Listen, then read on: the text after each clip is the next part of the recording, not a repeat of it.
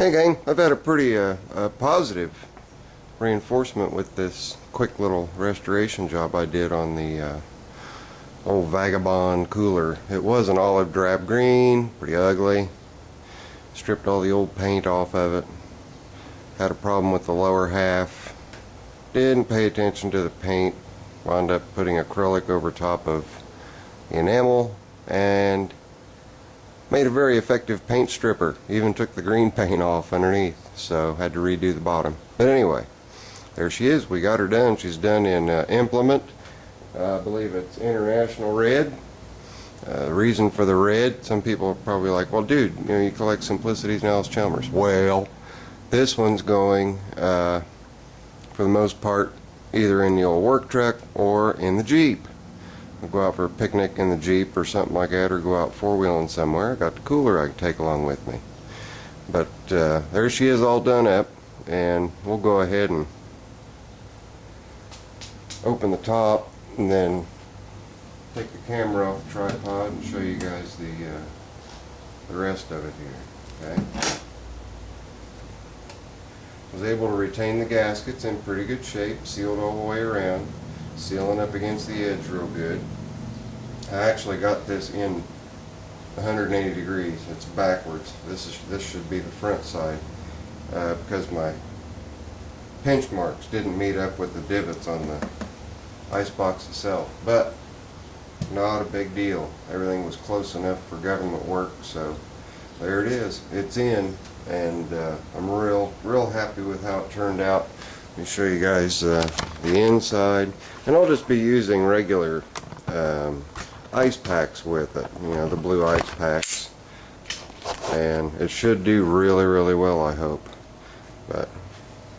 And I didn't have to touch up anything on the inside. I pretty much just left it the way it came. Here's the inside, and that's aluminum. And after I got everything out, I didn't see any evidence of leaking, so as long as my putting it back in didn't tear up anything, then still shouldn't leak. But there we go, and that is a rattle can paint job.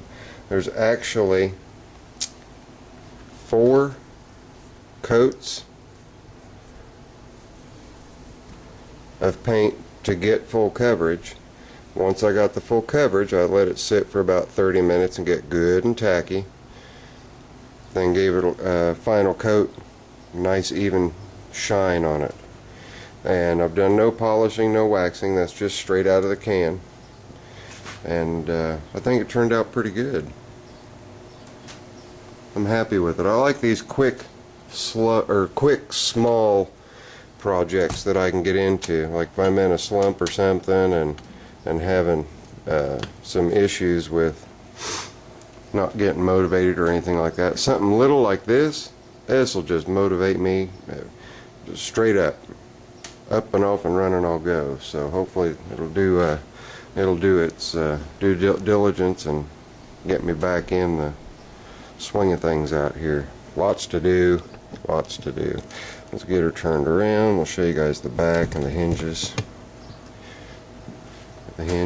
Here's the seam where it's put together, and the bottom, I just dusted it to make sure that it wasn't going to rust on me. I didn't do a full paint on the bottom of it, and this paint is not cured yet.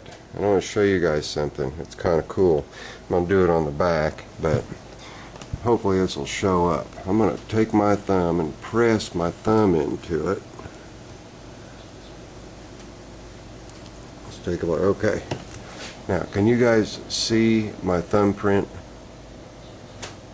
right there? Whoop. Get a good enough angle where you can see that thumbprint. I don't know if it's showing up. Yeah, there you go. See that thumbprint? That's actually embedded into the paint. Let me show you how to fix that. It's really easy. So don't freak if you get a thumbprint on something. Just take your finger, wipe and rub over it a few times, just like that,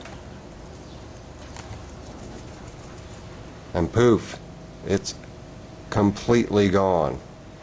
You're just re-leveling the paint out. Since it hasn't fully cured, you're re-leveling out the paint so that you don't have your fingerprints. Because as I was putting the top in, or the insert inside, I was doing a lot of touching along this upper edge all the way around it to get everything to fit in right, and pushing and pulling with my thumb and pressing everywhere. But that's something I've done for a long time. Is you get a fingerprint or a thumbprint on paint that's not fully cured, you can just rub it out and it's gone forever. It does not come back.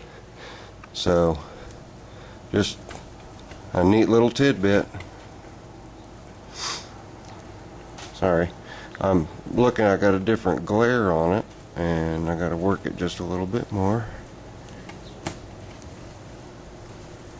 There, fingerprint's gone. So anyway, pretty happy with it.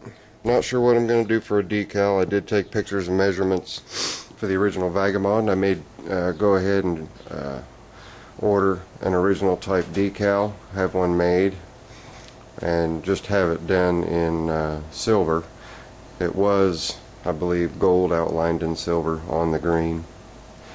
But there we go. There's the old Vagabond cooler, ready to tote around a couple 6-packs of beer, or a couple 6-packs of Coke, or lunch, or what have you. This is Zippo. You know the rest.